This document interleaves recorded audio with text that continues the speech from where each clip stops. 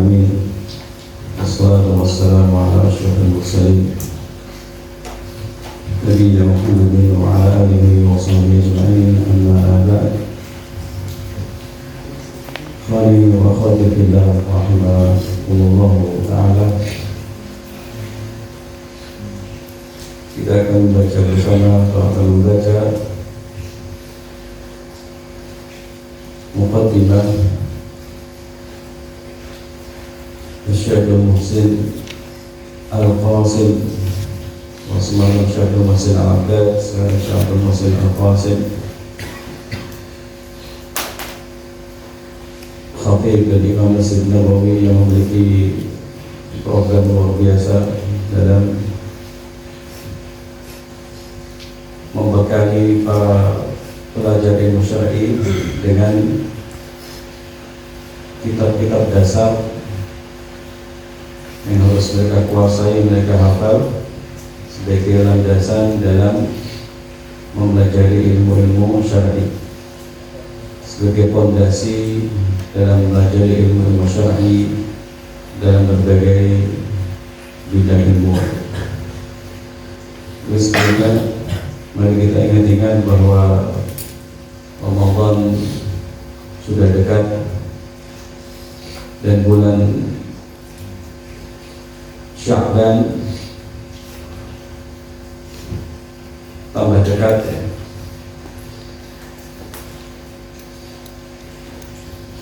Sehingga seseorang hendaknya punya persiapan sebelum memasuki Ramadan, persiapan berupa ilmu, kemudian persiapan untuk melakukan puasa-puasa sunnah. Sahabat yang mulia Usamah bin Zaid radhiyallahu ta'ala anhu bertanya kepada Rasulullah SAW, Ya Rasulullah, lam araka, aku belum pernah melihat engkau tasumu syahran min asyhur kama tusumu fi Sya'ban. Lam araka, aku belum pernah melihat engkau ya Rasulullah berpuasa dalam satu bulan di antara bulan-bulan yang ada seperti engkau berpuasa di bulan Sya'ban. Jadi sangat banyak beliau SAW berpuasa sunnah di bulan Sya'ban. Ini pertanyaan dari sahabat Usamah bin Zaid yang menunjukkan bagaimana para sahabat itu sangat perhatian dengan keadaan Nabi SAW, melihat apa yang beliau lakukan, melihat ibadah yang beliau kerjakan, sampai punya kesimpulan oleh Rasulullah, puasa yang kau lakukan di bulan Sya'ban itu melebihi puasa-puasa sunnah yang kau lakukan di bulan-bulan yang lain. Kalau bulan Ramadan puasa wajib sebulan penuh, dan di bulan-bulan yang lain ada syariat untuk berpuasa sunnah. Nah, dalam bulan Sya'ban ini Usamah bin Zaid radhiyallahu ta'ala anhu melihat puasanya Nabi yang banyak sekali, puasa sunnahnya Nabi SAW yang banyak sekali bulan Sya'ban. Maka beliau SAW menjawab, dzaka syahrun yaghfulu anhu an-nas. Itu adalah bulan yang manusia itu lalai, baina Rajab wa Ramadan, lalai karena posisinya terletak di antara bulan yang agung dengan bulan yang mulia. Bulan yang agung yang Allah agungkan yaitu bulan Rajab, salah satu 4 bulan yang Allah Ta'ala istimewakan secara khusus. Dan kemudian setelah Sya'ban adalah bulan Ramadan, bulan kewajiban berpuasa, bulan yang mulia. Nah, sehingga kata Nabi SAW, manusia itu lalai fokus ke bulan yang agung ini beramal soleh, kemudian fokus ke bulan yang mulia, bulan Ramadan. untuk berpuasa wajib dan juga amal-amal soleh yang lain. Dan Nabi SAW melakukan puasa sunnah yang banyak sekali di bulan Sya'ban ini. Disampaikan alasannya, wa huwa syahrun turfa'u fihi al-a'mal. Bulan Sya'ban adalah bulan yang merupakan waktu dianggapnya amal-amal kepada Allah Subhanahu wa Ta'ala, ila Rabbil Alamin, kepada Allah Penguasa alam semesta. Fahafahibtu an yurfa amali wa amal sa'id. Dan saya ingin amal-amalku dianggap kepada Allah Azza wa Jalla saat aku dalam keadaan berpuasa. Saat aku dalam keadaan berpuasa. Di perbuatan-perbuatan manusia yang baik ataupun buruk akan dianggap kepada Allah Subhanahu wa Ta'ala di bulan Sya'ban, dan menjadi pilihan terbaik bagi seorang muslim untuk melakukan ketaatan-ketaatan puasa sunnah ya, di bulan Sya'ban, sehingga nanti ketika amal-amal itu diangkat kepada Allah Ta'ala, dia dalam keadaan berpuasa. Ini muqaddimah atau pengingat buat kita semua untuk bisa mengisi bulan Sya'ban dengan amal-amal, terutama puasa sunnah, sehingga nanti di bulan Ramadan seseorang sudah siap ya untuk berpuasa wajib dengan lebih baik. Sebagai ulama menyebutkan bahwa ketika ada satu kewajiban syariat, itu ada amal sunnah yang mendahulunya dan amal sunnah yang mengiriminya. Nah, di bulan Ramadan ada puasa sunnah bulan Sya'ban, dan setelah bulan Ramadan ada puasa sunnah setelah Syawal, supaya orang terus menerus dalam ibadah kepada Allah Subhanahu wa Ta'ala. Oke, kita mulai membaca muqaddimah Mutun Talibul Ilmi yang ditulis oleh Syekh Dr. Abdul Muhsin Al-Qasim Hafidhahullah Ta'ala, Imam Al-Khatib di Masjid Nabawi. Beliau Hafidhahullah Ta'ala menulis beberapa paket ya, beberapa paket atau beberapa level untuk kitab-kitab yang dihafal oleh seorang pelajar ilmu syar'i. Ada sampai grade yang kelima atau level kelima. Nah, kita mulai ini untuk menyampaikan kepada antum semua, kepada santri-santri semua, tentang program yang ada di pesantren, insyaallah ya, untuk menghafal sebagian matan ilmu yang ada di mustawa ini. Nanti kalian akan memilikinya ya, tentu dengan membeli masing-masing punya, dan kemudian untuk menghafalkan sedikit demi sedikit, menghafalkan bait per bait atau kalimat per kalimat, hadis per hadis, dan seterusnya dari level pertama kitab ini. Yang dimaksud nanti adalah program untuk menghafal bersama kitab Ushul Tsalatshah, kitab fondasi dalam akidah, kemudian juga menghafal kitab Arba'in Nawawi, kitab fondasi dalam mempelajari hadis-hadis Rasul kita Muhammad SAW. Itu yang akan menjadi program insyaallah ta'ala, agar kita punya sesuatu yang melekat di hati berupa kitab-kitab ulama yang disebut dengan matan-matannya. Qala al-musannifu hafidhahullah, bismillahirrahmanirrahim, al-muqaddimah, alhamdulillahi rabbil alamin, wassalatu wassalamu ala nabiyyina Muhammadin wa ala alihi wa sahbihi ajma'in, amma ba'du, fa inna al-ilma asy-syar'i min ajal al-qurbat wa bihi tunalu rif'atu fid darain.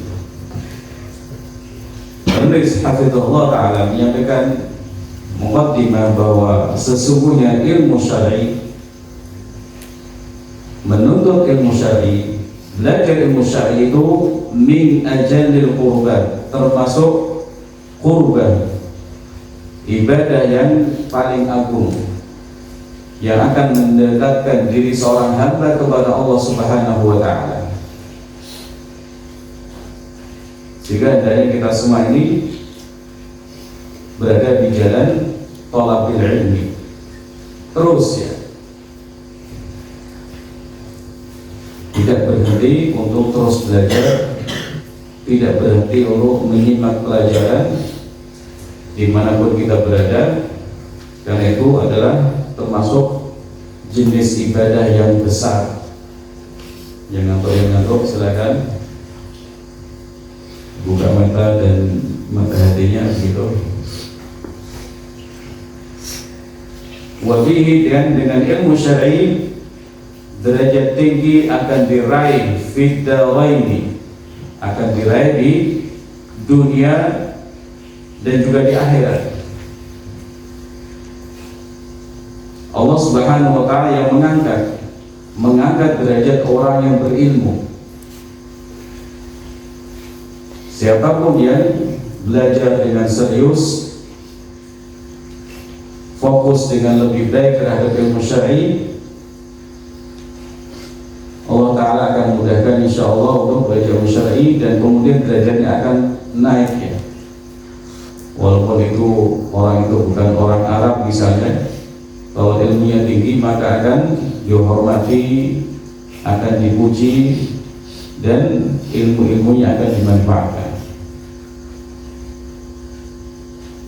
Di zaman tabi'in misalnya, sejumlah ulama itu pada asalnya adalah budak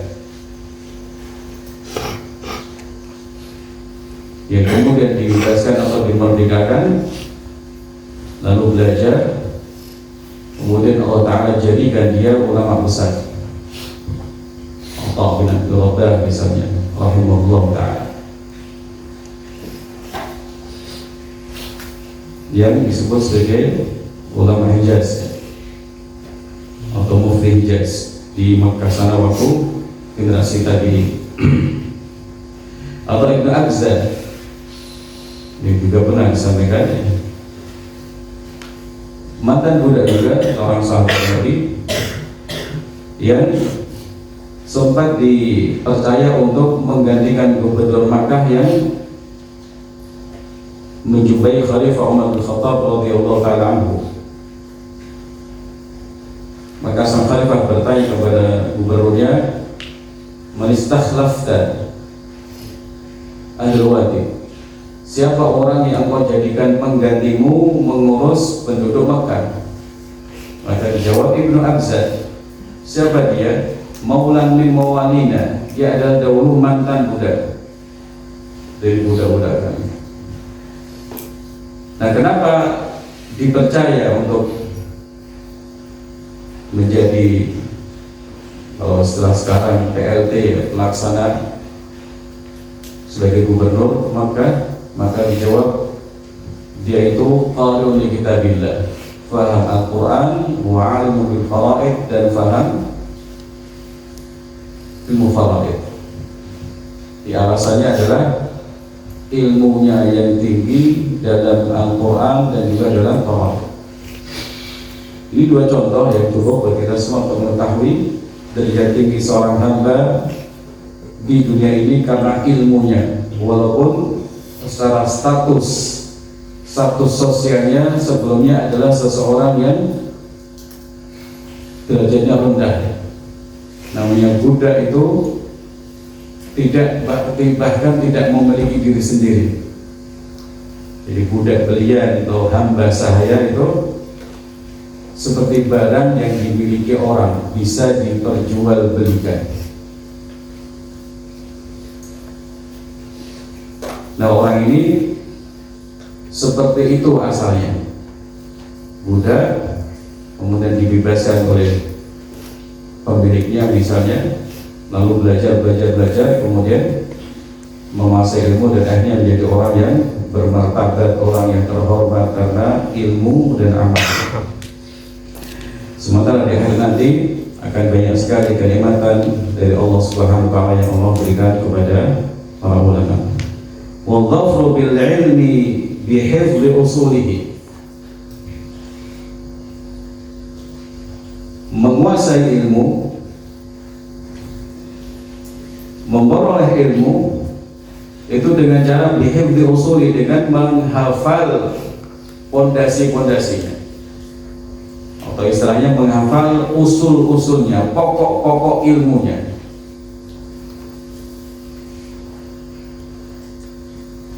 Di setiap ilmu atau dalam ilmu-ilmu itu ada pondasi-pondasinya, ada ilmu-ilmu pokoknya.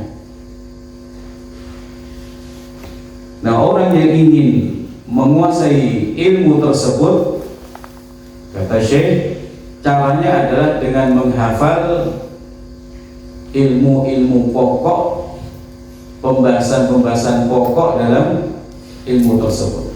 Harus hafal.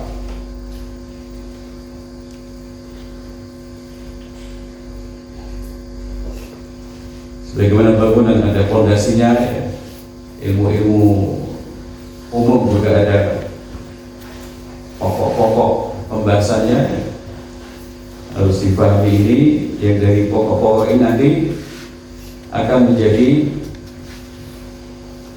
timbangan atau menjadi dasar bagi seorang untuk memahami cabang-cabang pembahasan yang lain dalam ilmu itu.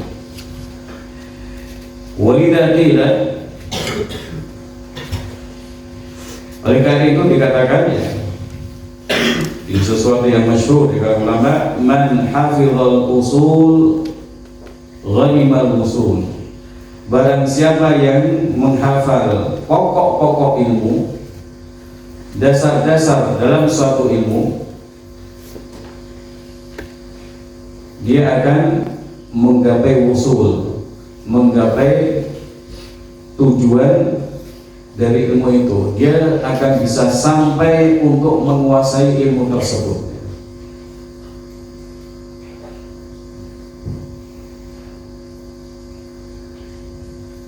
Wa man dhayya al-usul, barang siapa menyanyiakan usul, ya, pokok-pokok ilmu, dasar-dasar ilmu, hurima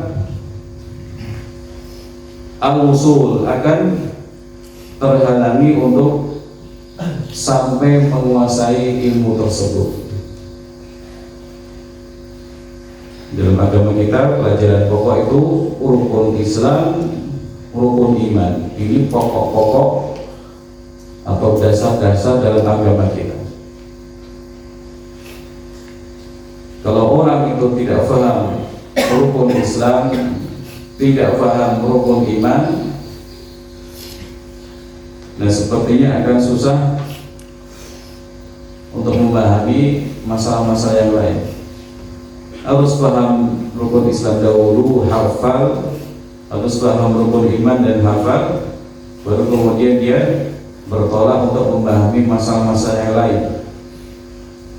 Yang dasar saja nggak hafal, nggak paham, bagaimana dia akan memahami yang lain-lain?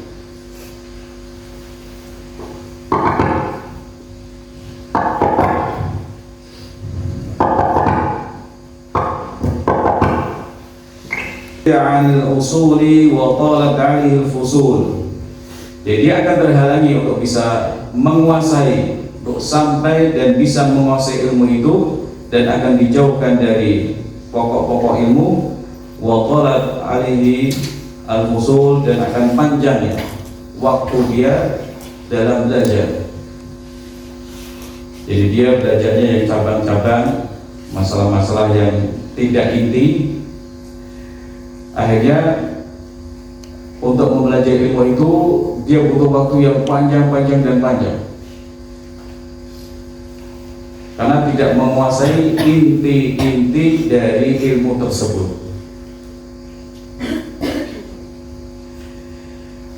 Wa faqada hatta al-qalil maqsud, dan dia akan kehilangan walaupun itu ilmu yang sedikit.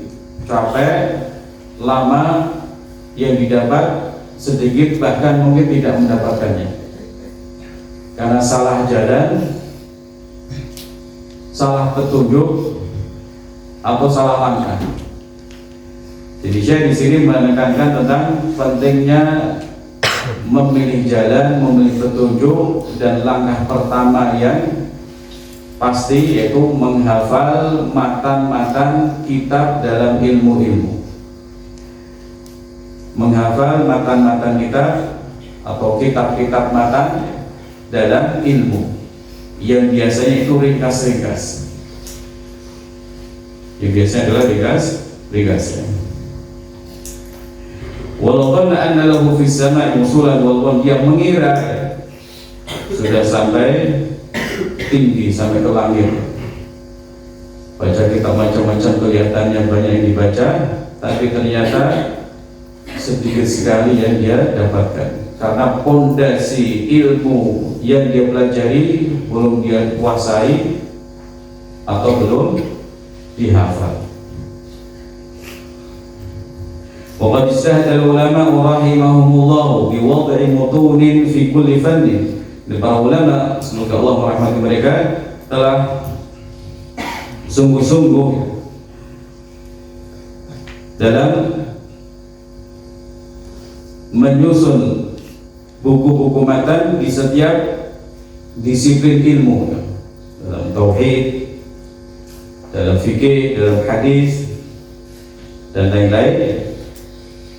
Kitab-kitab ini cirinya adalah ringkas, kemudian mencakup seluruh pembahasan atau pembahasan-pembahasan yang paling mendasar, paling penting dalam ilmu tersebut. Nah, tujuannya adalah tashilan li dhabtil ilmi wa istihdari masailihi. Mengapa ulama itu bersemangat untuk menulis kitab-kitab matan ilmu? Dalam rangka memudahkan umat untuk menguasai ilmu tersebut dan mengingat-ingat pembahasannya.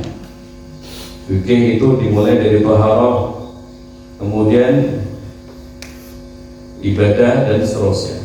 Jadi orang punya bayangan pembahasan fikih itu ya itu, tidak keluar dari pembahasan-pembahasan ini. Orang mencari pembahasan akhlak misalnya di fikih, ya gak ketemu misalnya. Wa bihifdhiha intashara ilmuhum fil afaq, dan dengan menghafal matan-matan ini akhirnya ilmu-ilmu mereka tersebar di seluruh penjuru dunia.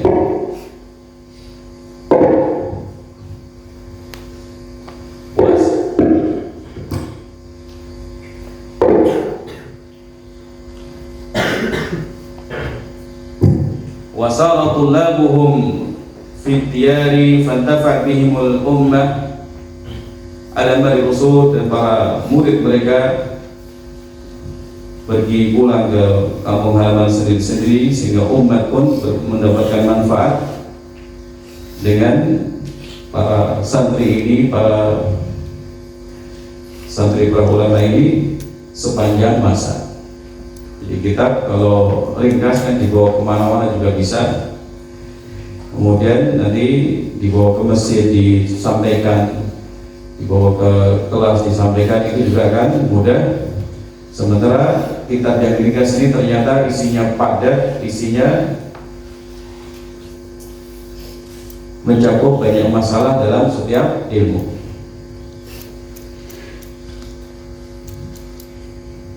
Nah, kemudian saya menyampaikan bahwa karena pentingnya menghafal ini, beliau kumpulkan ya matan-matan dari ilmu-ilmu yang mencapai 18 kitab ya. Dan untuk paket yang pertama atau level pertama, al-mustawal awal, yashmal mutun ad-dariyah, mencakup matan-matan berikut. Pertama Nawaqidul Islam, kitab Nawaqidul Islam. Kemudian kitab Al-Qawaidul Arba', kitab Ushul Salatah wa Adillatuha, dan Al-Arba'un Nawawiyah. Itu nanti insyaallah akan kalian miliki dan juga kalian pelajari dan hafalkan sedikit demi sedikit. Nah, kemudian saya menyampaikan metode yang mudah atau paling mudah dalam menghafal matan. Jadi kalian sudah punya bayangan ya, atau sudah tahu sebagai besar kalian, kita usul salasa dulu pernah didaurahkan ya. Kitab itu ringkas, bahasanya mudah, isinya istilah orang daging-daging semua ya. Isinya penting-penting semua. Nah, bagaimana cara menghafal kitab matan seperti itu? Kata beliau, ashalu tariqatil lihifdzil mutun, metode paling mudah dalam menghafal matan-matan kitab ya. Sekali lagi, yang dimaksud matan ya kitab ringkas dalam ilmu-ilmu tertentu. Contohnya usul salasa, atau kalau dalam fikih kitab takrib, matan Abi Syuja dalam madhab Syafi'i, kitab hadis Arba'in Nawawi dan lain-lain.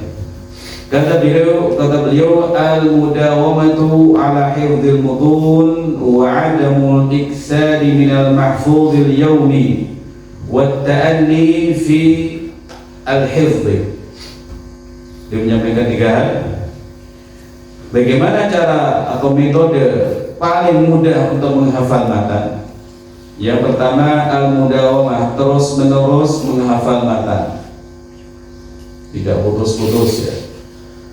Ada alokasi waktu setiap hari misalnya untuk menghafal matan itu. Wa adamul iktsar, dan tidak banyak-banyak menghafal setiap harinya. Yang dihafal tidak banyak-banyak, porsinya tidak banyak. Jadi yang pertama terus menerus hafal ya. Kemudian porsi yang dihafal tidak banyak. Kalau satu hadis itu banyak apa tidak? Hadisnya pendek. Nanti boleh sampaikan berapa porsinya. Jadi terus menerus menghafal, kemudian tidak memperbanyak porsi dari yang dihafal setiap harinya. Yang ketiga, wa ta'anni fil hifdzi, dan perlahan-lahan dalam menghafal, tidak tergesa-gesa, mengulangnya hanya 2 kali. Kok enggak dihafal lagi, sudah hafal ya? Tapi banyak orang itu pelan-pelan, maksudnya dia hafalkan berulang-ulang,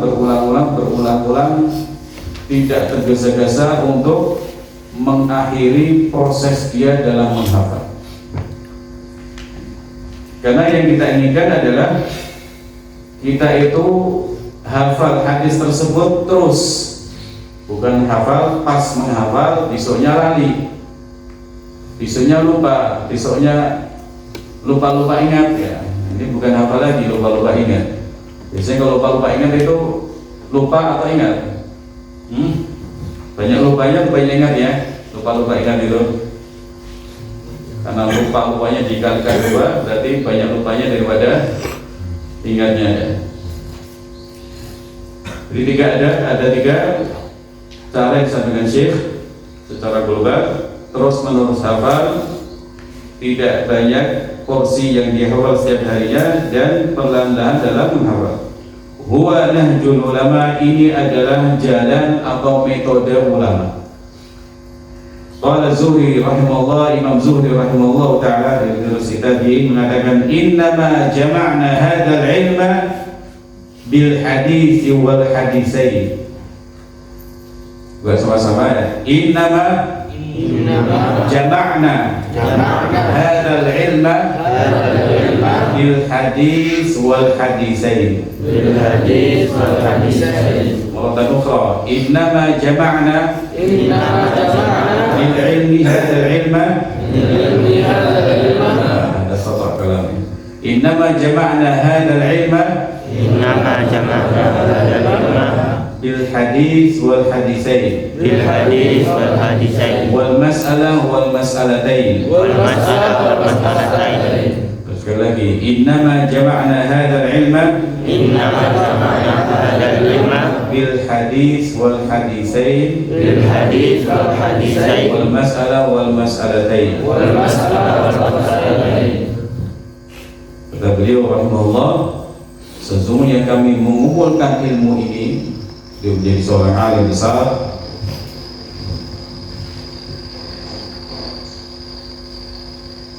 dia menjadi alim besar, dan jalannya adalah dengan menghafal satu hadis atau dua hadis.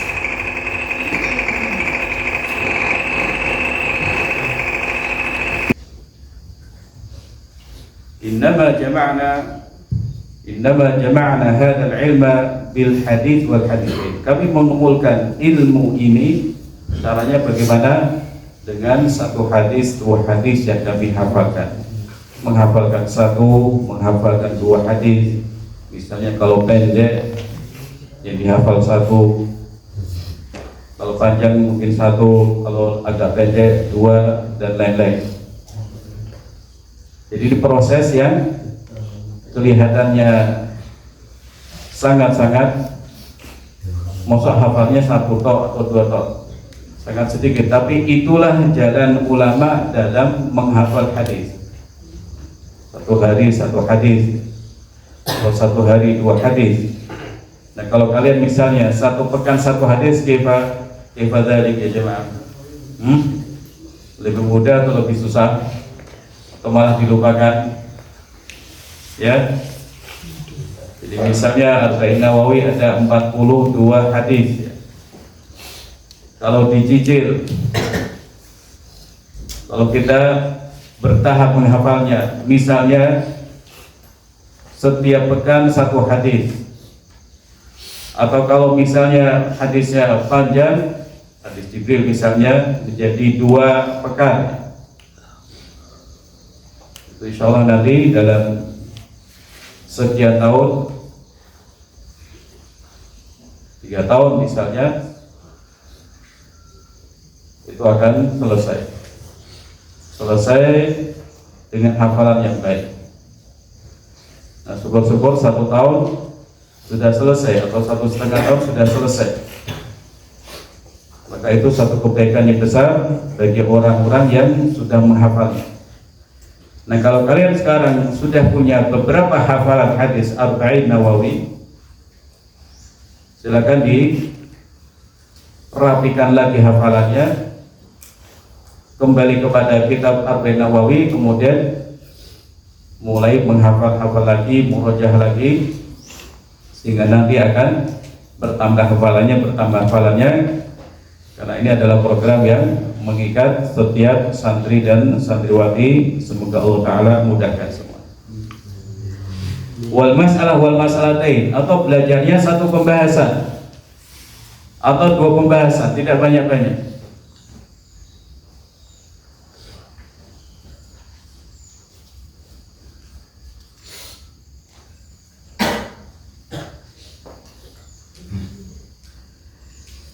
Jadi saya kira ini dahulu sebagai pembukaan buat kita semua untuk mengetahui adanya program ini, dan nanti keterangan Syekh akan kita baca selanjutnya insyaallah setelah kalian memegang buku level pertama untuk Thalibul Ilmi. Demikian, barakallahu fiikum wa jazakumullahu khairan. Kita murojaah sebentar tentang metode terbaik dalam menghafal matan. Apa tadi? Pertama, terus menerus menghafal. Yang kedua, porsinya tidak banyak. Kalau kalian makan porsinya banyak apa tidak? Nah, banyak. Banyak. Siapa dia ngomong itu?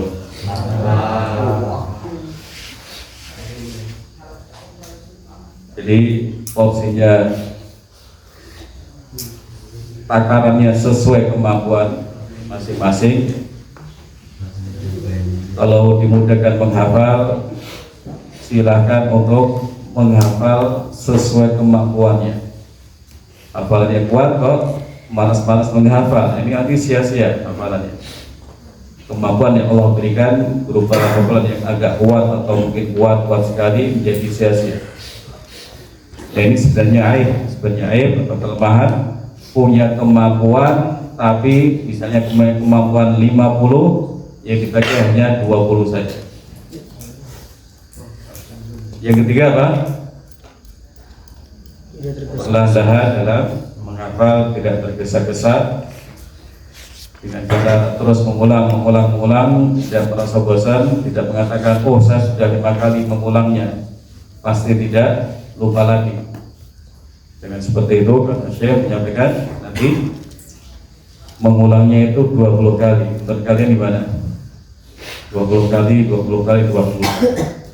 Baik itu wallahu ta'ala. Dan kita juga murajaah perkataan Imam Zuhri, innama jama'na hadzal ilma, sama-sama Innama jama'na hadzal ilma il hadits wal haditsain wal mas'alah wal mas'alatain.